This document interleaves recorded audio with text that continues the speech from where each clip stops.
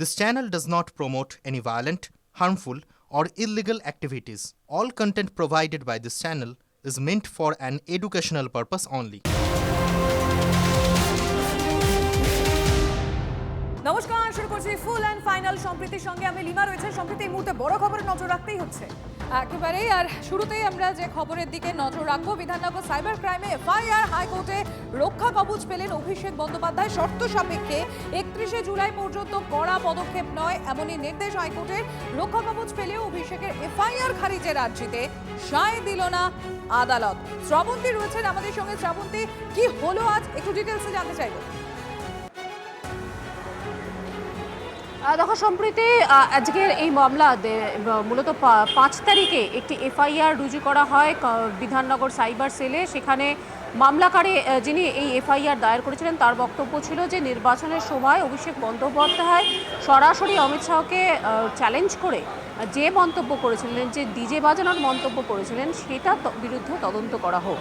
এই যে বক্তব্য সেটা কিছুটা হলেও উস্কানিমূলক ছিল, এমনটাই অভিযোগে উল্লেখ ছিল। আজকে বিচারপতি সৌগত ভট্টাচার্যের ইজলাসে যখন মামলাটি ওঠে, বিচারপতির বক্তব্য ছিল যে যেখানে 3 বারের সাংসদ অভিষেক বন্দ্যোপাধ্যায়, একই সঙ্গে তিনি পার্লামেন্টে রেগুলার যাতায়াত করেন, সর্বভারতীয় সাধারণ সম্পাদক, তার কি এই মন্তব্য শোভা পায়? দায়িত্বজ্ঞানহীনতার মতো এই ধরনের মন্তব্য কেন? একই সঙ্গে বিচারপতি সৌগত ভট্টাচার্য এদিনকে পর্যবেক্ষণ করেন যে 2011 সালে মানুষ অনেক আশা নিয়ে পরিবর্তন এনেছিলেন। সেক্ষেত্রে এই ধরনের মন্তব্য শীর্ষস্থানীয় নেতৃত্ব, তাহলে কী পরিস্থিতি হবে যদি উল্টো কিছু হয়ে যেত? 2021 সালের কালো ইতিহাসের কথা তিনি স্মরণ করিয়ে দেন। কালো ইতিহাস অর্থাৎ ভোট পরবর্তী হিংসার কথাও ওই দিন এই মামলায় উল্লেখ হয়। আর একেবারে শেষে মামলার শুনানির পরে কিছুটা স্বস্তি দেওয়া হয়েছে অভিষেক বন্দ্যোপাধ্যায়কে। আপাতত তার বিরুদ্ধে কোনো কড়া পদক্ষেপ নেওয়া যাবে না। পুলিশ তাকে নোটিশ দিতে পারবে। 48 ঘন্টা আগে তাকে যদি হাজির হওয়ার জন্য বলতে হয়, তাহলে সেটা সেই নোটিশটা 48 ঘন্টা আগে দিতে হবে। একই সঙ্গে বিদেশ যদি যেতে চান, 31শে জুলাই যতদিন রক্ষা কবচের কথা বলা হয়েছে ততদিন, নাকি এরপর যতবার পুলিশ নোটিশ দেবে সেটা 48 আওয়ার্সের এই গ্যাপটা মেনটেন করতে হবে?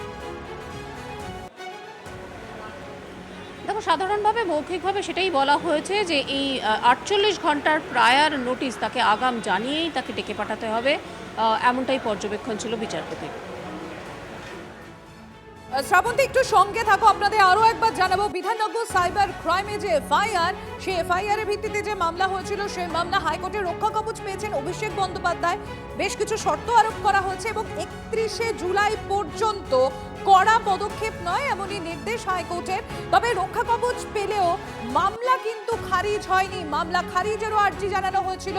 সেই মামলা খারিজের যে আর্জি ছিল তাতে সায় নেই হাইকোর্টে। সেক্ষেত্রে বলা হয়েছে পুলিশি তদন্তে সহযোগিতা করতে হবে অভিষেক বন্দ্যোপাধ্যায়কে।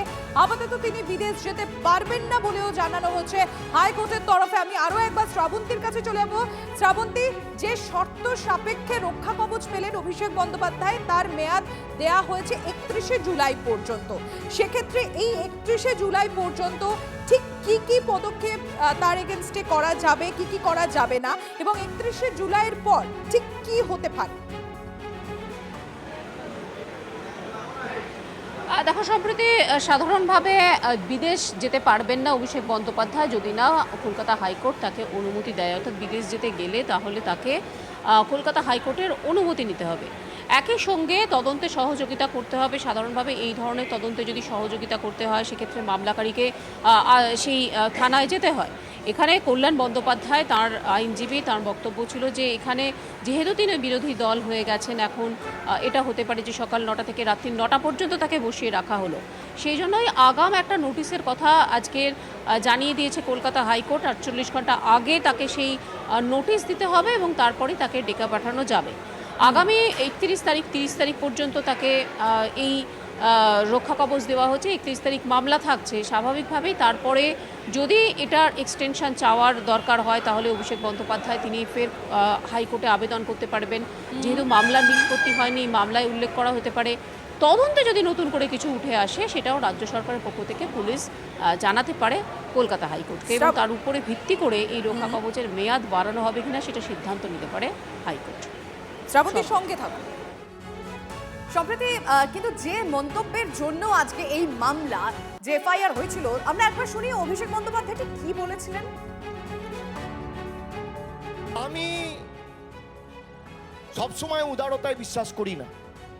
যারা 5 বছর ধরে অত্যাচারিত করেছে বাংলার মানুষকে, আইন সবার জন্য এক, আমরা সবাই আইনকে শ্রদ্ধা করি, গণতন্ত্রে বিশ্বাস করি, কিন্তু যেখানে যেখানে এরা বেশি লাফালাফি করবে, শান্তি সম্প্রীতি শৃঙ্খলা বজায় রেখে এবার রবীন্দ্রসঙ্গীতের সাথে একটু ডিজেও বাজবে।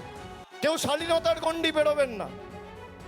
আমরা বদলা নয় বদল চাই স্লোগান দিয়েছিলাম 11 সালে। তাই যারা বলছে পাল্টানো দরকার, আগামী দিন পাল্টানোর জন্য প্রস্তুত থাকুন। এই বাংলার মাটিতে এসেই জয় বাংলা বলতে হবে। আজকে এই অঙ্গীকার আমাদের সভা থেকে নিতে হবে। বহিরাগতদের জেদ বেশি না, বাংলার মানুষের জেদ বেশি।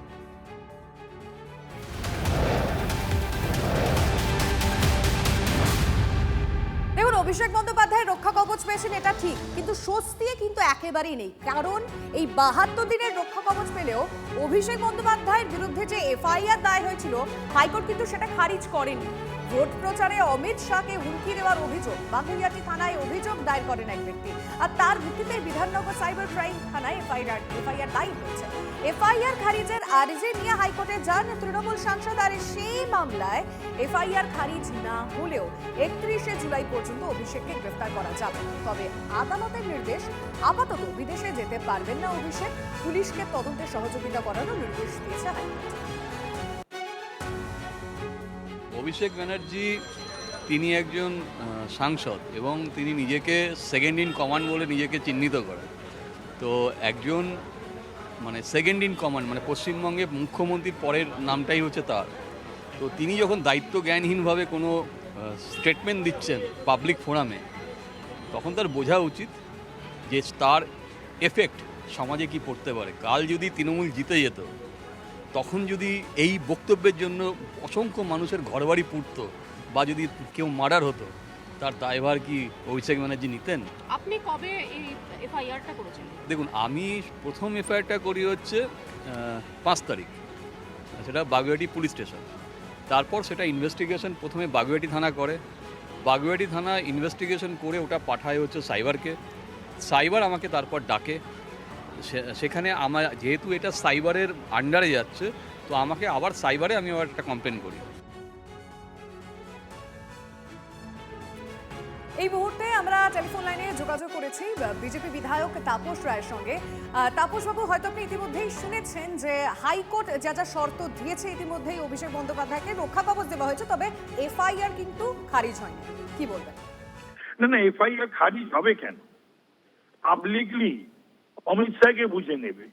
মানে কত, মানে কি বলবো, যে এগুলোকে বলে বাচাল ছেলে এই অভিষেক।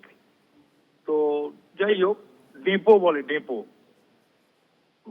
এই সমস্ত বলেছে ডিজে বাজাবে রবীন্দ্রসঙ্গীতের সঙ্গে। রবীন্দ্রসঙ্গীতের সঙ্গে ডিজে যায় না, ডিজের সঙ্গেও রবীন্দ্রসঙ্গীত যায় না। বলছে হাড় গোড় ভেঙে দেবে। হ্যাঁ, এখন পিসি নেই মুখ্যমন্ত্রীত্বে, আর নিজেরও ওই বহর নেই, সুরক্ষার বহর নেই, দিদি নেই নবান্নে, প্রচারে নেই অভিষেক, আর ময়দান খালি জাহাঙ্গীরের। সে 72 দিনের রক্ষা কবচ দিয়েছে ঠিক কথা, এফআইআর তো রয়েছে। তো এই সমস্ত কথা বলা যায় না। তো এই সমস্ত কথা বলার ব্যাপারে সেটা নিশ্চিতভাবে আইন দেখবে। এরকম ধরনের উস্কানিমূলক প্ররোচনামূলক কথা এবং এই সমস্ত বলার জন্য নির্বাচনের ফলাফল যদি আদারওয়াইজ হতো, তাহলে আজকে রক্তের গঙ্গা বইতো বাংলায়। 150, 200, 250 জানি না কত সংখ্যায় গিয়ে পৌঁছতো মানুষের মৃতদেহ, আর কত মা বোনের যে শ্লীলতাহানি হতো তার ঠিক নেই। সুতরাং এই নিরিখে যেন হাইকোর্ট, আশা করব এই নিরিখেই যেন সেটা দেখবে এবং বিচার করবে। ধন্যবাদ আপনাকে। বাংলা থেকে গুন্ডারাজ শেষ করতে হুঁশিয়ারি দিয়েছিলেন অমিত শাহ। অভিষেক বন্দ্যোপাধ্যায় ঠিক কি বলেছিলেন শোনাবো আপনাদের। दीदी के राज में गुंडे, सिंडिकेट, ये सभी लोग मतदान नहीं करने देते थे। मैं गुंडों को कहना चाहता हूं, 29 तारीख को घर के बाहर मत निकलना। अगर 29 तारीख को घर के बाहर निकले तो 5 तारीख के बाद उल्टा लटका कर सीधा करने का। যারা আমাদেরকে এসে ধমকাচ্ছে, বাংলার মাটিতে এসে বাঙালিকে চমকাচ্ছে, উল্টা করকে লটকা দেগা, আমি বলবো যে সৎ সাহস থাকলে 4 তারিখ বাংলায় থাকবেন, বেলা 12টার পর কথা হবে, দেখা হবে। কে কাকে উল্টো করে টাঙায় বাংলার মানুষ দেখিয়ে দেবে 4 তারিখ।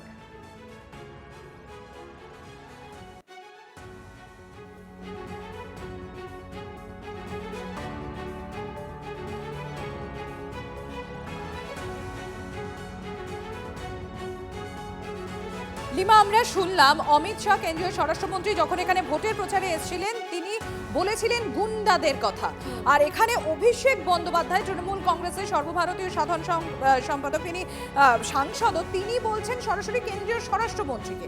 খুব স্বাভাবিকভাবেই তাহলে এখানে প্রশ্নটা উঠে আসছে যে কেনই সরাসরি আক্রমণ কেন্দ্রীয় স্বরাষ্ট্রমন্ত্রীকে। আরো একবার আপনাদের শোনাবো ভোট প্রচারে এসে কেন্দ্রীয় স্বরাষ্ট্রমন্ত্রী অমিত শাহ ঠিক কি বলেছিলেন আর তার পাল্টা অভিষেক বন্দ্যোপাধ্যায় ঠিক কি বলেছিলেন। दीदी के राज में गुंडे, सिंडिकेट, ये सभी लोग मतदान नहीं करने देते थे। मैं गुंडों को कहना चाहता हूं 29 तारीख को घर के बाहर मत निकलना। अगर 29 तारीख को घर के बाहर निकले तो 5 तारीख के बाद उल्टा लटका कर सीधा करने का। যারা আমাদেরকে এসে ধমকাচ্ছে, বাংলার মাটিতে এসে বাঙালিকে চমকাচ্ছে, উল্টা করকে লটকা দেগা, আমি বলবো যে সৎ সাহস থাকলে 4 তারিখ বাংলায় থাকবেন, বেলা 12টার পর কথা হবে, দেখা হবে। কে কাকে উল্টো করে টাঙায় বাংলার মানুষ দেখিয়ে দেবে 4 তারিখ। লিমা, ঠিক এই বিষয়টি আমরা শোনাচ্ছি TV9 বাংলা দর্শকদের জন্য। কেন্দ্রীয় স্বরাষ্ট্রমন্ত্রী অমিত শাহ তিনি নির্বাচনী প্রচারে এসে তিনি বলছেন গুন্ডা দমনের কথা এবং তিনি গুন্ডাদের হুঁশিয়ারি দিচ্ছেন যে ভোটের দিন যাতে ঘর থেকে যাতে তারা না বেরোয়, সেই সাহস যাতে তারা না দেখায়। উল্টে সেখানে অভিষেক বন্দ্যোপাধ্যায় তিনি সেটা নিজের দিকে টেনে। এক্স্যাক্টলি, সম্প্রতি আমি এটাই বলতে চাইছিলাম যে উনি এটা নিজের গায়ে মাখলেন কেন, তিনি এটা মনে করলেন কেন। অমিত শাহ তো পরিষ্কার করে বলেছেন, কারণ তিনি বলছেন গুন্ডাদের কথা। তাহলে অভিষেক বন্দ্যোপাধ্যায় যখন উত্তর দিতে গিয়ে বলছেন আমাদের উল্টো করে ঝুলিয়ে, তিনি তো একবারও বলেননি যে কারোর নাম নেননি, তিনি বলছেন গুন্ডাদেরকে। কিন্তু অভিষেক বন্দ্যোপাধ্যায়ের কেন মনে হলো যে আমাদেরকে উল্টো করে ঝোলানোর কথা বলছে? খুব স্বাভাবিকভাবে এটা নিয়ে প্রশ্ন তো উঠবে, যেখানে পরিষ্কারভাবে অমিত শাহ বলছেন যে যারা গুন্ডারা রয়েছে তারা যেন ভোটের সময় বাড়ি থেকে না বেরোয়, তাদেরকে ভোটের পর অর্থাৎ ফলাফলের পর তাদেরকে উল্টো করে ঝুলিয়ে সোজা করার পথ দেখানো হবে। সেখানে তারপরের সভাতেই আমরা দেখলাম সম্প্রতি অভিষেক বন্দ্যোপাধ্যায় বলছেন যে আমাদেরকে উল্টো করে ঝোলানো হবে।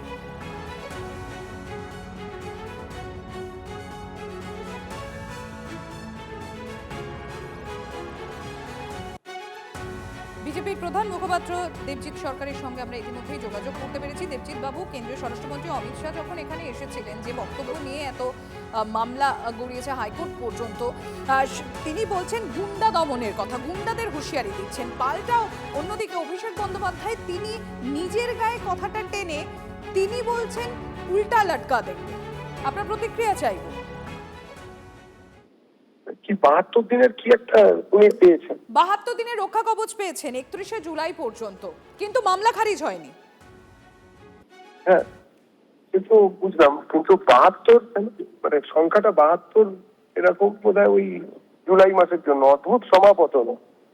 যাই হোক, তো উনি পেয়েছেন, উনি চেয়েছিলেন, পিটিশন করেছেন, কিন্তু তার জন্য ক্যামেরায় যেসব ছবি উঠেছে এবং অন্তত অন ক্যামেরা আমি বলে যাচ্ছি 4 তারিখ থেকে আমি রাজ্যের চার্জ নেব, তো চার্জ নিতে গিয়ে এরকম ডিসচার্জ কন্ডিশন হচ্ছে অদ্ভুত রকম, এরকম তো বোঝা যাচ্ছে না।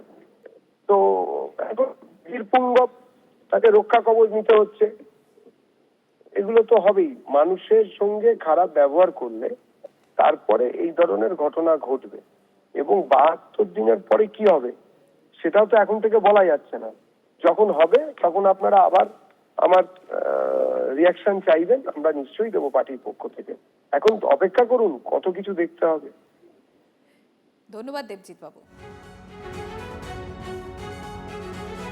অভিষেক ব্যানার্জি তিনি একজন সাংসদ এবং তিনি নিজেকে সেকেন্ড ইন কমান্ড বলে নিজেকে চিহ্নিত করেন।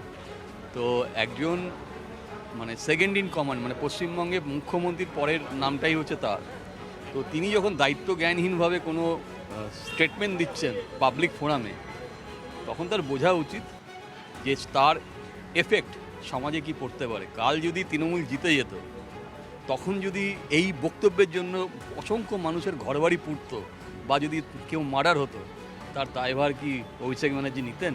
আপনি কবে এই এফআইআরটা করেছিলেন? দেখুন, আমি প্রথম এফআইআরটা করি হচ্ছে 5 তারিখ, সেটা বাগুইআটি পুলিশ স্টেশন।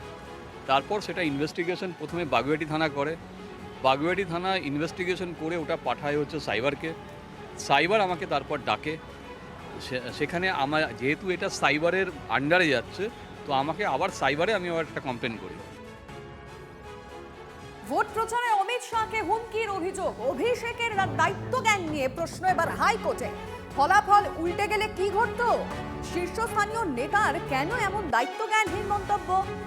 আর কি কি বললেন বিচারপতি, আমি একটু এটাই জানার চেষ্টা করি আমাদের প্রতিনিধির কাছ থেকে। শ্রাবন্তী সাহা রয়েছেন। শ্রাবন্তী, দেখো, আজকে অত্যন্ত তাৎপর্যপূর্ণ ভাবে বিচারপতি সৌগত ভট্টাচার্য প্রথমেই প্রশ্ন করেন যে যেখানে তাকে 3 বারের সাংসদ এবং সর্বভারতীয় সাধারণ সম্পাদক একটি দলের মন্তব্য করা হচ্ছে, তাহলে তিনি এরকম দায়িত্বজ্ঞানহীনতার মতো মন্তব্য কি করে করছেন? কারণ তখনও নির্বাচন শেষ হয়নি। তিনি বলছেন সরাসরি কেন্দ্রীয় স্বরাষ্ট্রমন্ত্রীকে চ্যালেঞ্জ ছুড়ে এই ধরনের মন্তব্য করছেন। মনে করিয়ে দেন বিচারপতি সৌগত ভট্টাচার্য যে 2021 সালে ব্ল্যাক হিস্ট্রি হিসেবে উল্লেখ করা হয় পোস্ট পোল ভায়োলেন্সকে। তার বক্তব্য, এই ধরনের ইতিহাস এ রাজ্যে নতুন নয়, এ রাজ্যে ঘটেছে। 2011 সালে মানুষ পরিবর্তন চেয়েছিল, ভালোর জন্য পরিবর্তন চেয়েছিল। ফলে কি ঘটতে পারে সেই আগাম একটা আশঙ্কা করা উচিত ছিল। একজন সাংসদ, একজন সর্বোচ্চ শীর্ষস্থানীয় নেতৃত্বের এই ধরনের মন্তব্য যদি এই ঘটনা ঘটাতে পারে। একই সঙ্গে তার বক্তব্য, তিনি আশঙ্কা প্রকাশ করে বলছেন যে যদি ফলাফল উল্টো হতো তাহলে কি হতে পারে, সেই ধরনের আন্দাজ কি রয়েছে? মানে কার্যত এদিনকে সাংসদ অভিষেক বন্দ্যোপাধ্যায় যথেষ্ট সমালোচনা করে কলকাতা হাইকোর্ট। শ্রাবন্তী, তোমায় ধন্যবাদ। আমরা আরো একবার জানিয়ে রাখবো এক্ষেত্রে, যেটা আমাদের প্রতিনিধির মাধ্যমে আমরা জানতে পেরেছি, বিচারপতির কড়া প্রশ্ন, ভোট প্রচারে অমিত শাহকে হুমকির অভিযোগ, অভিষেকের দায়িত্ব জ্ঞান নিয়ে এবার প্রশ্ন উঠল হাইকোর্টে। ফলাফল উল্টে যদি যেত তাহলে কি হতো? শীর্ষস্থানীয় একজন নেতা তিনি কিভাবে এরকম দায়িত্ব জ্ঞানহীন মন্তব্য করতে পারেন? অভিষেকের ডিজে মন্তব্য মামলায় করা প্রশ্ন বিচারপতি। এরাজ্যে ভোট পরবর্তী হিংসার ইতিহাস আছে, কি করতেন তখন? প্রশ্ন বিচারপতি সৌগত ভট্টাচার্য। জজ সাহেব প্রোটেকশন দিয়েছে অভিষেককে, কোনো অ্যারেস্ট করা যাবে না এবং উনি ইনভেস্টিগেশনের সঙ্গে কমপ্লাই করবেন। আর যদি কোনো নোটিশ দিয়ে ডাকা হয় সেটা 48 ঘন্টার নোটিশ দেওয়া হবে।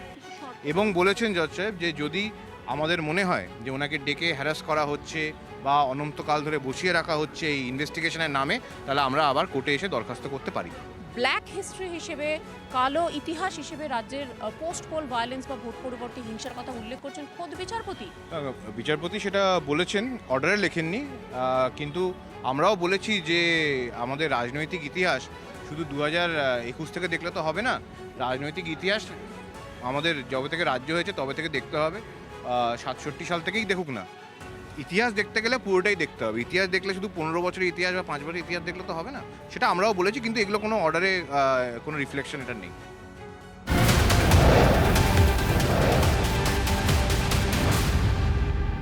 এই বাংলায় কেন্দ্রীয় বাহিনী থাকার সময়সীমা আরো বাড়লো। কতদিন বাড়লো আমরা জানবো। আমার সহকর্মী সুপ্রিয় রয়েছেন আমার সঙ্গে। সুপ্রিয়, সেন্ট্রাল ফোর্স আমরা আগে জানতাম যে থাকবে ভোট হয়ে যাওয়া তারপরে পরবর্তী 2 মাস পর্যন্ত, সময়সীমা বেড়ে কত দূর হলো? তাহলে কতদিন পর্যন্ত সেন্ট্রাল ফোর্স থাকছে? এবং সম্প্রতি দেখো, এখনো পর্যন্ত আমরা যেটা জানতে পারছি বা কেন্দ্রীয় স্বরাষ্ট্র মন্ত্রকের তরফ থেকে ইতিমধ্যেই রাজ্য প্রশাসনের কাছে যে চিঠি পাঠানো হয়েছে, সেই চিঠিতে কিন্তু স্পষ্টভাবে যেটা জানানো হয়েছে, আপাতত আরো 1 মাস অর্থাৎ আগামী 20 জুন পর্যন্ত রাজ্যে 500 কোম্পানি কেন্দ্রীয় বাহিনী মোতায়েন থাকবে।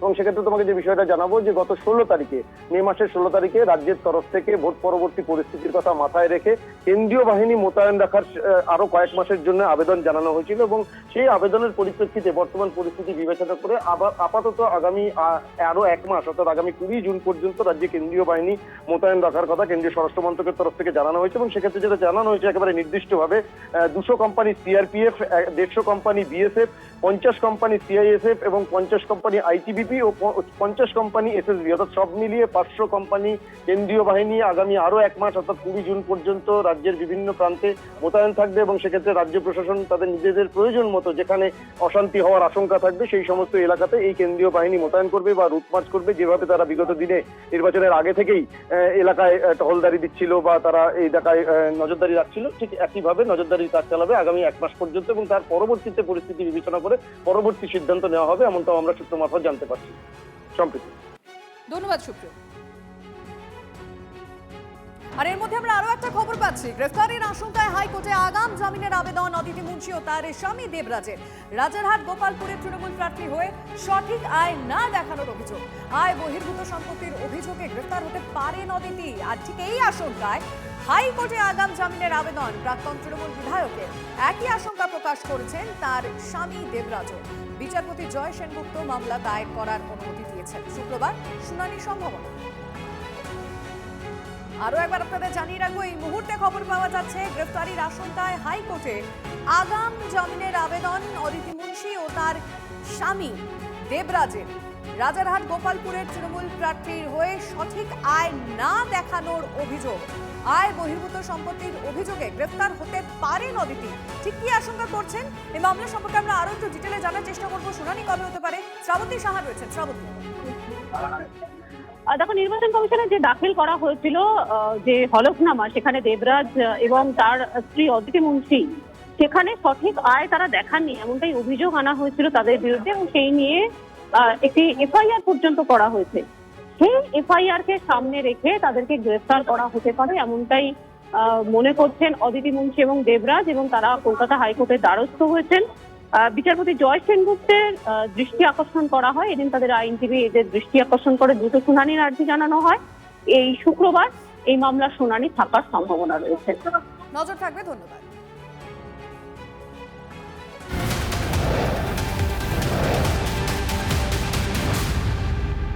আর এবার একটা বিগ ব্রেকিং এর দিকে আমরা নজর রাখবো। কলকাতা পুরসভার ওয়েবসাইট থেকে উধাও মেয়রের ছবি। আচমকাই বদলি হলেন কলকাতা পুরসভার সচিব। অভিষেকের সম্পত্তি মামলায় নোটিশ বিতর্কের মধ্যেই এই চাঞ্চল্যকর মোড়। সায়ন্ত রয়েছেন আমাদের সঙ্গে, একবার সায়ন্তর কাছে জানতে চাইবো। সায়ন্ত, তার আগে আপনাদের আরো একবার জানাই যে খবর এই মুহূর্তে আপনাদের সামনে আমরা তুলে ধরছি। কলকাতা পুরসভার যে ওয়েবসাইট, সেই ওয়েবসাইট থেকে উধাও মেয়রের ছবি। আজই আচমকা বদলি হলেন কলকাতা পুরসভার সচিব। অভিষেক বন্দ্যোপাধ্যায়ের সম্পত্তি মামলার নোটিশ বিতর্ক আপনারা জানেন, আর তার মধ্যেই চাঞ্চল্যকর মোড়। সায়ন্ত রয়েছেন আমাদের সঙ্গে। সায়ন্ত, কি জানা যাচ্ছে হঠাৎ করে ছবি বা কোথায় গায়েব হয়ে গেল? আর এই যে পুরসভার সচিব বদলি হলেন, তার কি কোনো আগাম কোনো ইন্টিমেশন ছিল, কোনো আগে থেকে কিছু বলা ছিল? দেখো, দুটো বিষয় রয়েছে এখানে। কলকাতা পুরসভার মেয়র ফিরহাদ হাকিমের ছবি, যে ছবি ওয়েবসাইটের ডান দিকে মেয়র ডেস্কটপ বলে একটি জায়গা রয়েছে, সেইখানে জলজল করছিল। আচমকাই কলকাতার মেয়র ফিরহাদ হাকিমের ছবি সেখান থেকে উধাও হয়ে গিয়েছে।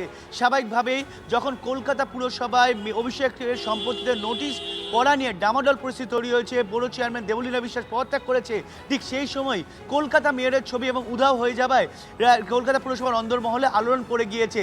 একই সঙ্গে আগামীকাল কলকাতা পুরসভার মাসিক অধিবেশন ছিল, সেই মাসিক অধিবেশন পর্যন্ত বাতিল করে দেওয়া হয়েছে। আচমকাই নোটিশ জারি করা হলো যে কলকাতা পুরসভার মাসিক অধিবেশন বাতিল করা হয়েছে। কলকাতা পুরসভার সচিবকেও ইতিমধ্যে বদলি করার সিদ্ধান্ত হয়েছে। অর্থাৎ সব মিলিয়ে কলকাতা পুরসভার অন্দরমহলে কিন্তু রীতিমতো ডামাডোল পরিস্থিতি। তুমি জানো, বিধানসভা ভোটের পর যেটা ফলাফল বেরোয় সেই ফলাফলে 102টি আসনে বিজেপি এগিয়ে রয়েছে এবং তারপর থেকে কোথাও সাংগঠনিক এবং রাজনৈতিকভাবে তৃণমূল কলকাতা পুরসভা এলাকায় পর্যদুস্ত হয়ে রয়েছে এবং বিমর্ষ হয়ে রয়েছে। সেই অবস্থায় দাঁড়িয়ে বা মমতা বন্দ্যোপাধ্যায় তৃণমূল সুপ্রিমো বারবার করে ফিরহাদ হাকিমকে কাঠগড়ায় দাঁড় করানোর চেষ্টা করেন এবং এই ফলাফলের জন্য ফিরহাদ হাকিমের দিকে আঙুল তোলেন। সব মিলিয়ে কোথাও না কোথাও মনে করা হচ্ছে হয় ফিরহাদ হাকিম নিজে থাকতে চাইছেন না, অথবা প্রশাসনের সঙ্গে বর্তমান যে বিজেপি প্রশাসন রয়েছে তার সঙ্গে কলকাতা পুরসভার কোথাও দ্বন্দ্ব পরিস্থিতি তৈরি হয়েছে। আর সেই জায়গা থেকেই কলকাতা পুরসভার ওয়েবসাইট থেকে মেয়রের ছবি উধাও। সায়ন্ত, ঠিক এই জায়গাটা আমরা একবার নজর রাখবো। দেখুন, ছবি থাকার মুহূর্তের যে ছবি, অর্থাৎ আগের যে ওয়েবসাইটের ছবিটা তুলে ধরছি একদিকে আপনারা দেখতে পাচ্ছেন এবং অপরদিকে ফিরহাদের ছবি নেই, ফিরহাদ হাকিমের ছবি নেই বর্তমান ওয়েবসাইটে। দেখুন, আগের ওয়েবসাইট যেখানে ফিরহাদ হাকিমের মেয়রের ছবি রয়েছে এবং বর্তমান ওয়েবসাইট যেখানে ফিরহাদ হাকিম মেয়রের ছবি নেই।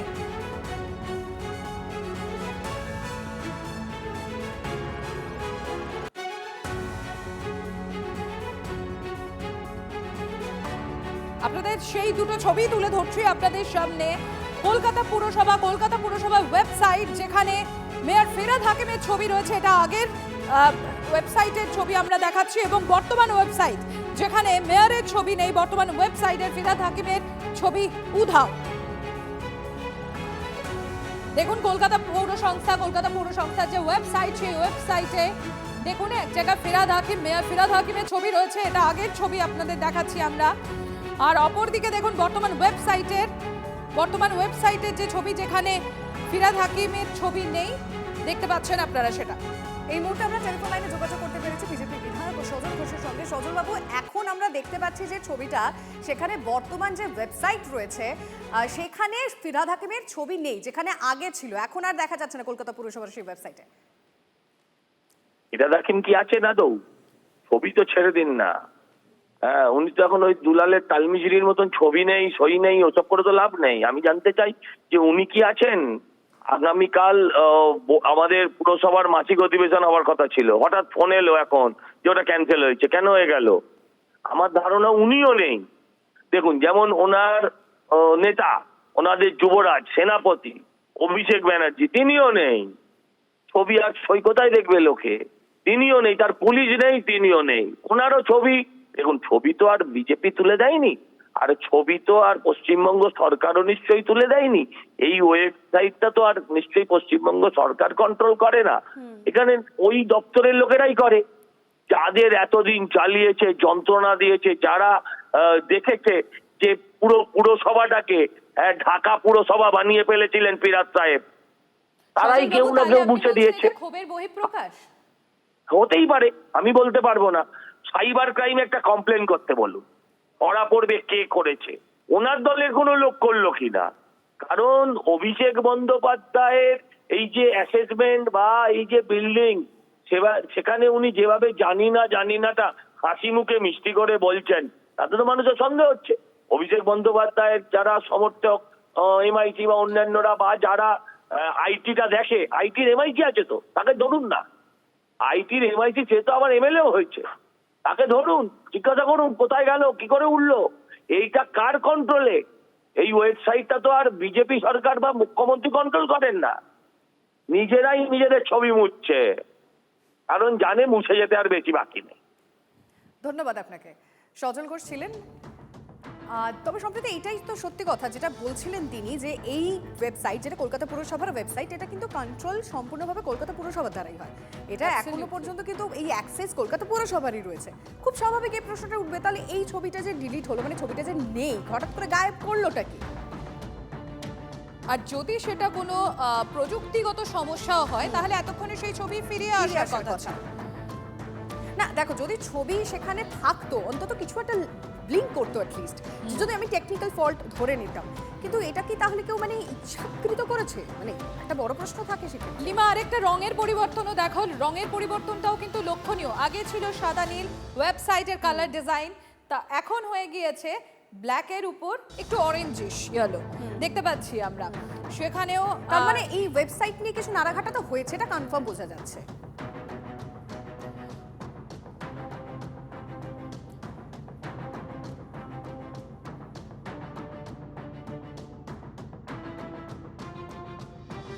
অভিষেক কিন্তু ঘোর বিপদে।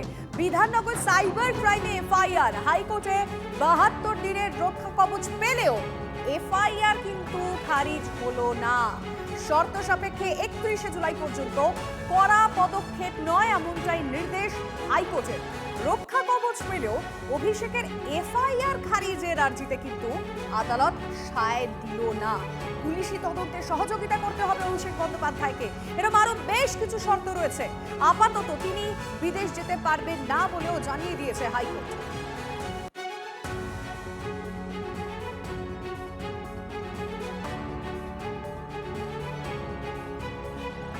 অবশ্যই আমরা একের পর এক যে বিষয়গুলোর দিকে নজর রেখেছি, যে শর্তগুলোর দিকে নজর রেখেছি, বিদেশে তিনি যেতে পারবেন না এবং এক্ষেত্রে আমরা সেই মন্তব্যগুলোর দিকেও নজর রাখবো। ভোটের আগে যা নিয়ে এই মামলা হয়েছে, যা নিয়ে এফআইআর হয়েছে, বাংলা শেষে গুন্ডারাজ শেষ করতে হুঁশিয়ারি দিয়েছিলেন অমিত শাহ। আর অভিষেক বন্দ্যোপাধ্যায় ঠিক কি বলেছিলেন আমরা শুনবো। ব্যাক টু दीदी के राज में गुंडे, सिंडिकेट, ये सभी लोग मतदान नहीं करने देते थे। मैं गुंडों को कहना चाहता हूं, 29 तारीख को घर के बाहर मत निकलना। अगर 29 तारीख को घर के बाहर निकले तो 5 तारीख के बाद उल्टा लटका कर सीधा करने का।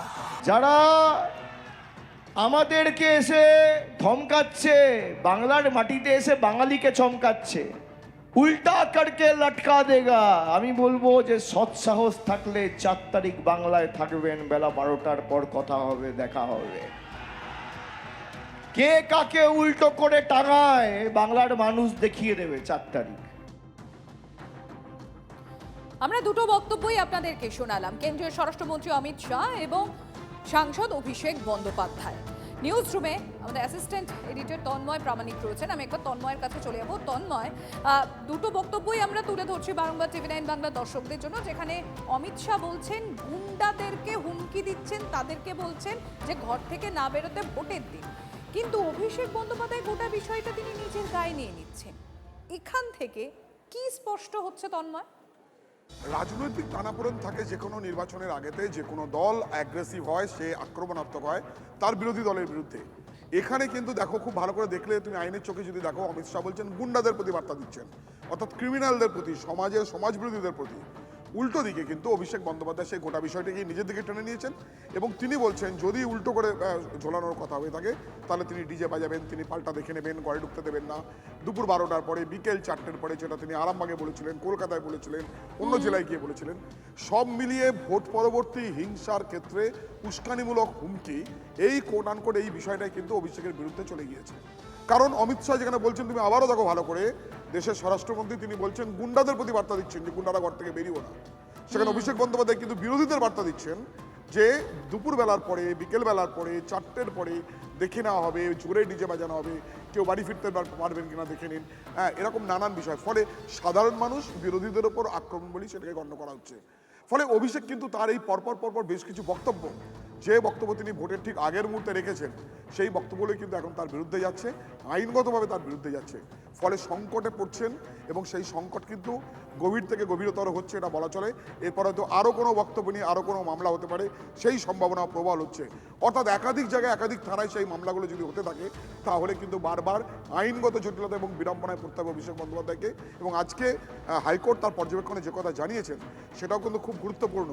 অর্থাৎ একেবারে আজকের পর্যবেক্ষণ, হাইকোর্টের পর্যবেক্ষণের বিষয় যখন আসছি তন্ময়, 72 দিনে রক্ষা কবচ পেয়েছেন, মানে 31শে জুলাই পর্যন্ত রক্ষা কবচ পেয়েছেন অভিষেক বন্দ্যোপাধ্যায়, কিন্তু এই এফআইআর কিন্তু খারিজ হয়নি।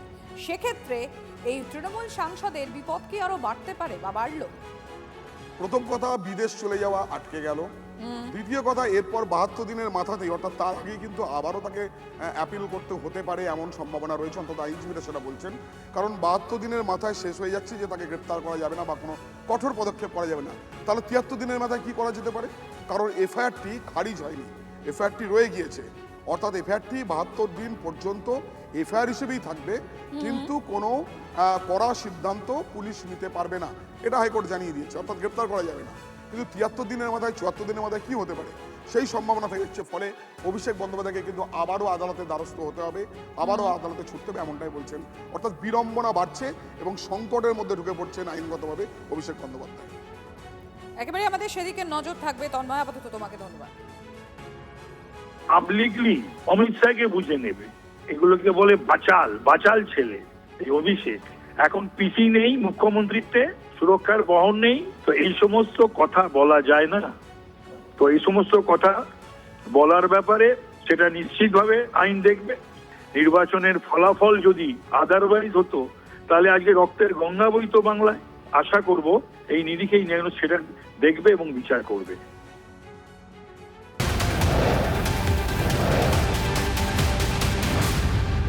অভিষেক বন্দ্যোপাধ্যায়ের অস্বস্তি কোনোভাবেই কাটল না। 72 দিনের রক্ষা কবচ পেলেন ঠিকই, কিন্তু এফআইআর খারিজ করলো না হাইকোর্ট। ভোট প্রচারে অমিত শাহকে হুমকি দেওয়ার অভিযোগ, বাগুইআটি থানায় অভিযোগ দায়ের করেন এক ব্যক্তি, আর তার ভিত্তিতেই বিধাননগর সাইবার ক্রাইম থানায় এফআইআর দায়ের হয়। এফআইআর খারিজের আর্জি নিয়ে হাইকোর্টে যান তৃণমূল সাংসদ, আর সেই মামলায় এফআইআর খারিজ না হলেও 31শে জুলাই পর্যন্ত অভিষেককে গ্রেফতার করা যাবে না। তবে আদালতের নির্দেশ, আপাতত বিদেশ যেতে তিনি পারবেন না। অভিষেক আপাতত যাচ্ছেন না এবং পুলিশকে সমস্ত রকম ভাবে তদন্তের সহযোগিতা করারও নির্দেশ কিন্তু হাইকোর্টের তরফে দেওয়া হয়েছে। অভিষেক ব্যানার্জি তিনি একজন সাংসদ এবং তিনি নিজেকে সেকেন্ড ইন কমান্ড বলে নিজেকে চিহ্নিত করেন। তো একজন মানে সেকেন্ড ইন কমান্ড মানে পশ্চিমবঙ্গে মুখ্যমন্ত্রীর পরের নামটাই হচ্ছে তার।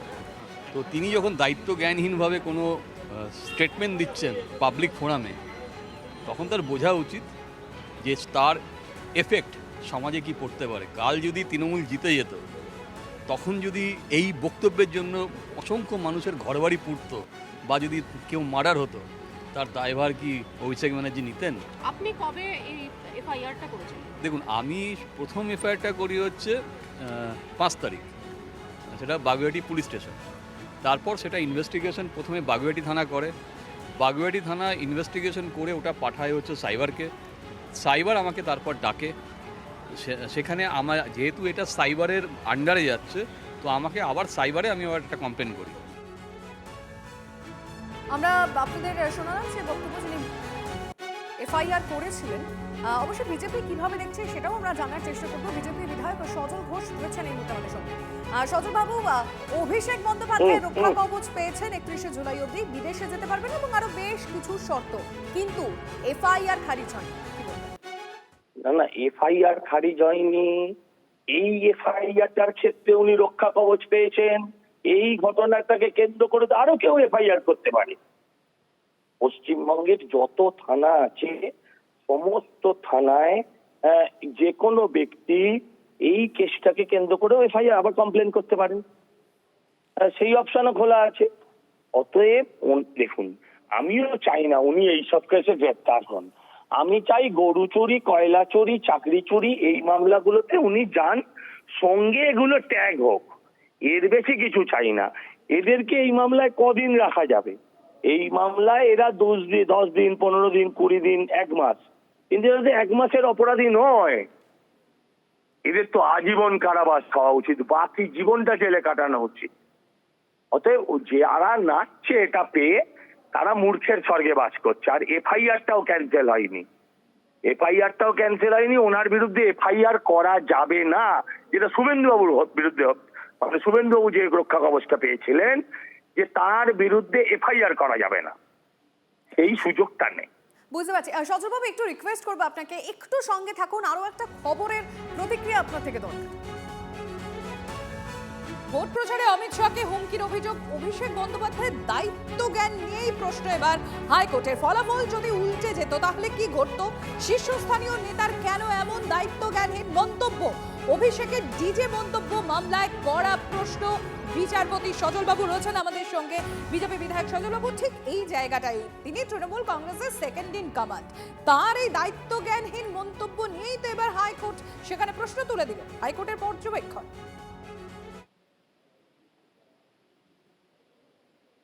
হ্যালো, আমি বলবো? হ্যাঁ, প্লিজ বলুন। না, শুনুন, আমি বলছি হাইকোর্ট, সুপ্রিম কোর্ট, তারা আইনের মতন চলে, ঠিকই তো বলেছেন যে কথাগুলো, যদি আজকে ফলাফলটা উল্টো হতো তাহলে এতক্ষণ নিশ্চয়ই আপনি আমার রিয়াকশন পেতেন কিনা জানি না, হয়তো আপনারা আমার খবর করতেন যে আমি আর নেই। এরকমই তো হবার ছিল, ব্লকে ব্লকে, জেলায় জেলায়, ওয়ার্ডে ওয়ার্ডে উনি লিস্ট করে রেখেছিলেন।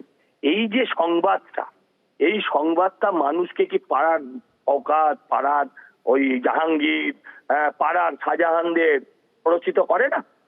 উনি বলছেন শ্মশান বানাবেন, চুল্লি বানাবেন, কারণ 4 তারিখে প্রচুর লোক মারা যাবে, হার্ট অ্যাটাক হবে, তাদেরকে চুল্লিতে ঢোকাতে হবে। ভুলে গেছি আমরা।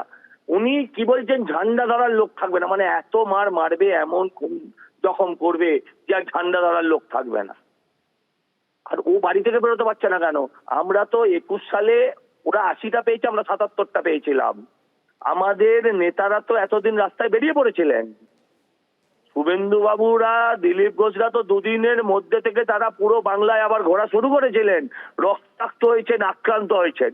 বিজেপি তো কাউকে মারছে না, কিন্তু ওরা রাস্তায় বেরোচ্ছে না কেন? অভিষেক ব্যানার্জি, আমরা তো রক্তাক্ত ঘর ছাড়া বুলডোজার দিয়ে ঘর ভাঙছিল, ওদের তো তা হচ্ছে না। আমার প্রশ্ন হচ্ছে, অভিষেক ব্যানার্জি দেখছে তার বাড়ির দরজায় লোকে এসে বিড়াল কুকুরের মতন পা তুলে দিচ্ছে, কিন্তু বেরোচ্ছে না বাড়ি থেকে কেন? আমাদের তো কেউ সেরাম করেনি, কেউ তো বাড়ির নিচে চোর চোর বলে চেঁচায়নি। ওদের বাড়ির নিচে পাবলিক গিয়ে চোর চোর বলে আসছে কেন? বাড়ি থেকে বেরোতে বলুন। মামলার রায় তো মামলার মতো চলবে।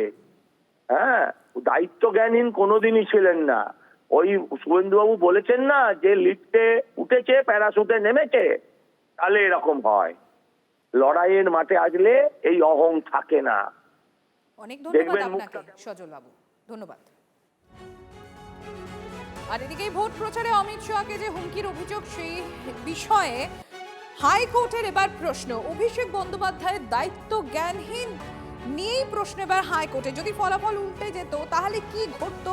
শীর্ষস্থানীয় নেতার কেন এমন মন্তব্য? জজ সাহেব প্রোটেকশন দিয়েছে অভিষেককে, কোনো অ্যারেস্ট করা যাবে না এবং উনি ইনভেস্টিগেশনের সঙ্গে কমপ্লাই করবেন। আর যদি কোনো নোটিশ দিয়ে ডাকা হয়, সেটা 48 ঘন্টার নোটিশ দেওয়া হবে। এবং বলেছেন জজ সাহেব যে যদি আমাদের মনে হয় যে ওনাকে ডেকে হ্যারাস করা হচ্ছে বা অনন্তকাল ধরে বসিয়ে রাখা হচ্ছে এই ইনভেস্টিগেশনের নামে, তাহলে আমরা আবার কোর্টে এসে দরখাস্ত করতে পারি। ব্ল্যাক হিস্ট্রি হিসেবে, কালো ইতিহাস হিসেবে রাজ্যের পোস্ট পোল ভায়োলেন্স বা ভোট পরবর্তী হিংসার কথা উল্লেখ করছেন খোদ বিচারপতি। বিচারপতি সেটা বলেছেন, অর্ডারে লেখেননি, কিন্তু আমরাও বলেছি যে আমাদের রাজনৈতিক ইতিহাস শুধু 2021 থেকে দেখলে তো হবে না। রাজনৈতিক ইতিহাস আমাদের যবে থেকে রাজ্য হয়েছে তবে থেকে দেখতে হবে। 67 সাল থেকেই দেখুক না, ইতিহাস দেখতে গেলে পুরোটাই দেখতে হবে। ইতিহাস দেখলে শুধু 15 বছরের ইতিহাস বা 5 বছরের ইতিহাস দেখলে তো হবে না। সেটা আমরাও বলেছি, কিন্তু এগুলো কোনো অর্ডারে কোনো রিফ্লেকশন এটা নেই।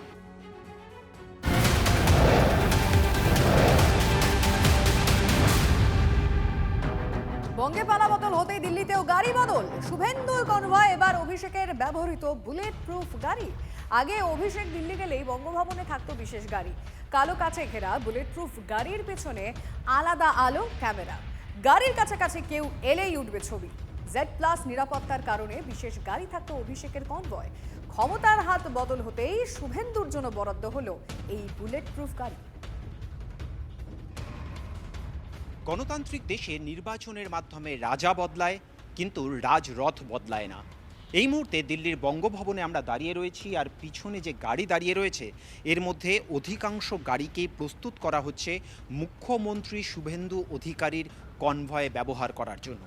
আর এর মধ্যেই বিশেষ একটি গাড়ি রয়েছে, যে গাড়ি সম্পূর্ণ স্বতন্ত্র গল্প নিয়ে এই বঙ্গভবনের বুকে দীর্ঘদিন ধরে দাঁড়িয়ে রয়েছে। এখানে একটি গাড়ি আমরা দেখতে পাচ্ছি, যে গাড়ির নাম্বার WB02A U9397, যে গাড়িতে লেখা রয়েছে 6 নাম্বার এবং গাড়িতে লেখা রয়েছে পুলিশের গাড়ি। এই গাড়ি বরাবর ঠিক দিল্লির বঙ্গভবনের এই জায়গায় দাঁড়িয়ে থাকে। যখন প্রাক্তন মুখ্যমন্ত্রী মমতা বন্দ্যোপাধ্যায় দিল্লিতে আসতেন তখন এই গাড়ি ব্যবহার হতো না। তাহলে এই গাড়ির বিশেষত্ব কোথায়? এই গাড়ি ব্যবহার করতেন লোকসভার সাংসদ তথা তৃণমূল কংগ্রেসের সর্বভারতীয় সাধারণ সম্পাদক অভিষেক বন্দ্যোপাধ্যায়। তিনি যখন আসতেন দিল্লিতে তার কনভয়ে ব্যবহারের জন্য এই বিশেষ গাড়ি ব্যবহার করা হতো। এই গাড়ির বিশেষত্ব কি?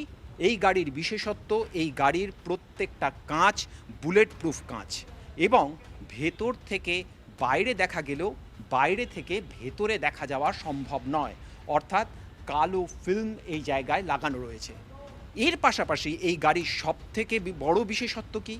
এই গাড়ির একেবারে পিছনে রয়েছে ক্যামেরা, অর্থাৎ গাড়ির পিছনে কে আসছে, কারা আসছে তা দেখার জন্য গাড়ির পিছনে একটি ক্যামেরা লাগানো রয়েছে। যেই খবর আমাদের কাছে আছে যে গাড়ির ভেতর থেকেও বাইরে অন্যান্য জায়গাতে রেকর্ড করার জন্য ব্যবস্থাপনা আছে এই গাড়িতে।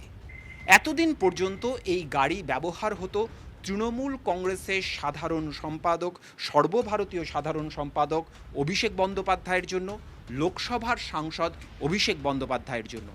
তার জন্য এই গাড়ি দিল্লির স্টেট গেস্ট হাউসে পাকাপাকিভাবে রাখা থাকতো। এবারে সেই গাড়ি ব্যবহার করতে চলেছেন শুভেন্দু অধিকারী মুখ্যমন্ত্রী হিসেবে। সম্পূর্ণভাবে এক অন্য পালাবদলের সাক্ষী আমরা, আর সম্পূর্ণ স্বতন্ত্র এক গল্প নিয়ে এই গাড়ি এবার সম্পূর্ণ শিবির বদল করে অন্য পক্ষের মুখ্যমন্ত্রীর জন্য চলবে আজ থেকে। নয়াদিল্লি থেকে ক্যামেরায় অনুদীপ শর্মার সঙ্গে জ্যোতির্ময় কর্মকার, TV9 বাংলা।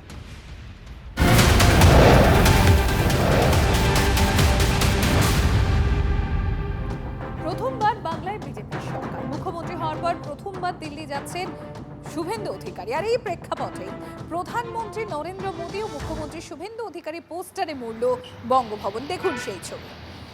প্রধানমন্ত্রী নরেন্দ্র মোদী এবং মুখ্যমন্ত্রী বাংলার মুখ্যমন্ত্রী শুভেন্দু অধিকারীর পোস্টারে মুড়ল বঙ্গভবন। রাজ্যে পট পরিবর্তন, মুখ্যমন্ত্রী হিসেবে শপথ নিয়েছেন শুভেন্দু অধিকারী, এবং আজ প্রথম দিন যেদিন মুখ্যমন্ত্রী হিসেবে শপথ নেওয়ার পর দিল্লিতে প্রথমবার পা রাখছেন শুভেন্দু অধিকারী। তার আগে দিল্লির বঙ্গভবন স্টেট গেস্ট হাউস বেনজির সাজসজ্জায় সেজে উঠেছে। একেবারে গেটের সামনে মুখ্যমন্ত্রী শুভেন্দু অধিকারী এবং প্রধানমন্ত্রী নরেন্দ্র মোদীর ছবি। ওপরে লাগানো হয়েছে জায়ান্ট LCD, অর্থাৎ যা যা সরকারি প্রোগ্রাম দিল্লিতে হবে বঙ্গভবনে প্রতি মুহূর্তে তা সম্প্রচার করার জন্য ব্যবস্থাপনা করা হয়েছে। আমরা দেখতে পাচ্ছি সামনে শ্যামাপ্রসাদ মুখার্জি এবং বিবেকানন্দের ছবি, এবং শুভেন্দু অধিকারীর পিছনে মহাকরণ, অর্থাৎ ক্ষমতা বদলের পর যে বার্তা দেওয়া হয়েছে, শ্যামাপ্রসাদের আদর্শ এতদিন পর্যন্ত বাংলায় বাস্তবায়িত হয়নি, এবার যে সেই পথ চলা শুরু বঙ্গভবনের এই সাজসজ্জা থেকেই স্পষ্ট। আর ঠিক তারপরেই সবুজ কাপড়ে যে অংশ মোড়া রয়েছে তার সব থেকে বেশি গুরুত্বপূর্ণ। এই জায়গা থেকে, অর্থাৎ প্রায় টানা দীর্ঘ দূরত্ব পর্যন্ত এই জায়গাতে এতদিন পর্যন্ত ছিল বিশ্ব বাংলার অ্যাড। সেই অ্যাড রাতারাতি সবুজ কাপড়ে ঢেকে দেওয়া হয়েছে। সরকার পরিবর্তনের পরে পূর্বতন সরকারের বিজ্ঞাপন এখন আর মানুষ দেখতে পাবেন না, এবং সেই কারণেই এই জায়গা সবুজ কাপড়ে ঢেকে দেওয়া হয়েছে। এরপর আমরা যে ছবি দেখতে পাচ্ছি সেই ছবি যথেষ্ট তাৎপর্যপূর্ণ। এখানে যেমন একদিক থেকে প্রধানমন্ত্রী নরেন্দ্র মোদীর সঙ্গে রয়েছেন শুভেন্দু অধিকারীর সঙ্গে যেমন রয়েছেন অমিত শাহ, তাৎপর্যপূর্ণভাবে এখানে রয়েছে কালীঘাটের মন্দির, দুর্গাপুজোর ছবি, রবীন্দ্রনাথ। বাংলার রাজনীতিতে নির্বাচনী ময়দানে বারবার ধরে বাংলার সংস্কৃতি নিয়ে প্রশ্ন উঠেছে। বারবার ধরে তৃণমূল সহ বিরোধীরা অভিযোগ করেছে বাংলায় বিজেপি ক্ষমতায় এলে বাংলার সংস্কৃতি প্রশ্নের মুখে পড়বে, আক্রমণের মুখে পড়বে। কিন্তু বাংলার সংস্কৃতিকে ধারণ বহন করেই যে বিজেপি চলবে, এই প্রতীকী ছবির মধ্যে দিয়েই সেই বার্তা স্পষ্ট করে দেওয়া হচ্ছে। শুভেন্দু অধিকারী তিনি স্টেট গেস্ট হাউস অর্থাৎ বঙ্গভবনে পা রাখবেন কিনা তা নিয়ে প্রশ্ন রয়েছে, কিন্তু সাজসজ্জা যাবতীয় প্রস্তুতি তার জন্য তৈরি রাখা হচ্ছে। নয়াদিল্লি থেকে ক্যামেরায় অনুদীপ শর্মার সঙ্গে জ্যোতির্ময় কর্মকার, TV9 বাংলা।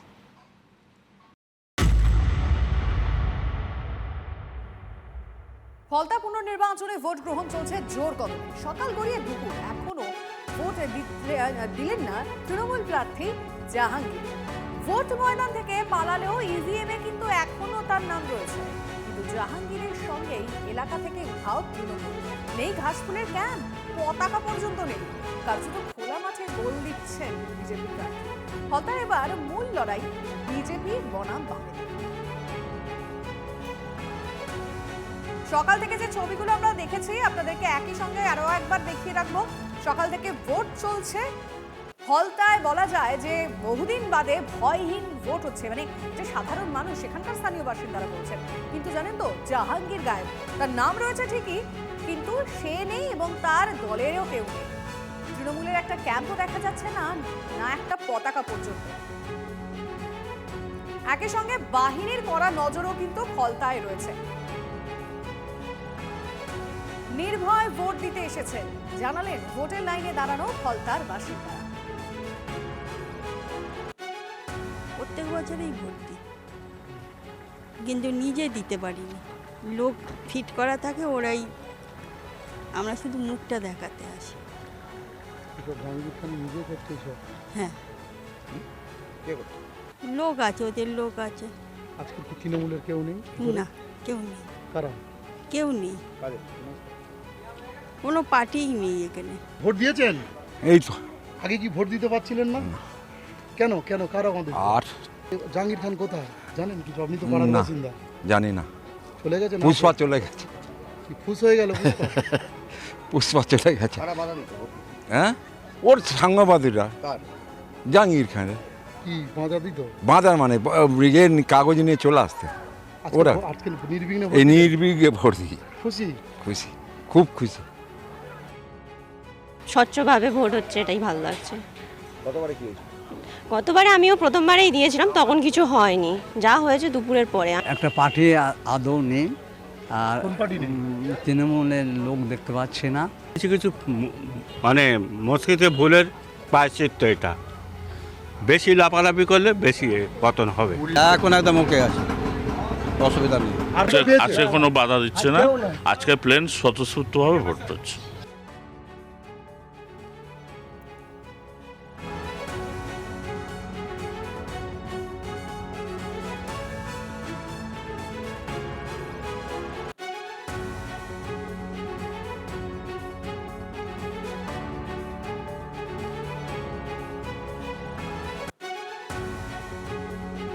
ফলতা পুনর্নির্বাচনে ভোট গ্রহণ চলছে জোর কদমে। দুপুর গড়িয়েছে, সকাল থেকে দুপুর অব্দি এখনো বেশ ভালো রকম ভাবে ভোট হচ্ছে। লাইভ ছবিটা আমাদের রিপোর্টার দেখাবেন, সুপ্রিয় রয়েছেন আমাদের সঙ্গে। সুপ্রিয়,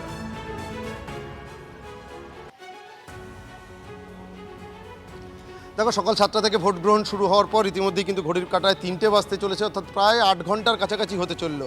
এবং গোটা এই যে ফলতা বিধানসভা এলাকাতে যে পুনর্নির্বাচন চলছে, সবটাই কিন্তু বলা যেতে পারে এখনও পর্যন্ত শান্তিপূর্ণভাবেই হচ্ছে। কেন্দ্রীয় বাহিনী থেকে শুরু করে পর্যবেক্ষকদের যে টহলদারি বা লাইভ ওয়েবকাস্টিং সব কিছুই কিন্তু রয়েছে।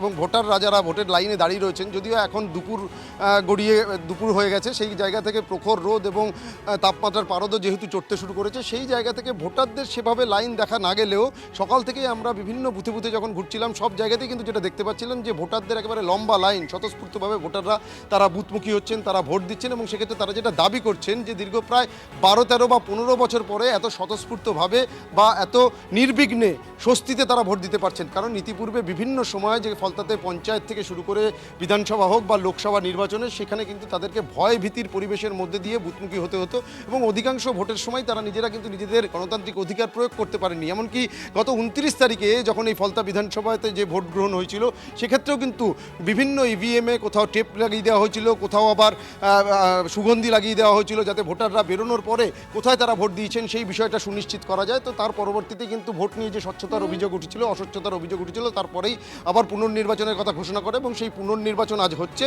এবং এখনো পর্যন্ত দীর্ঘ প্রায় 7-8 ঘন্টা অতিক্রান্ত হয়ে গেছে, আরো কয়েক ঘন্টা বাকি রয়েছে। এবং আমরা বলা যায়, নজর রাখুন।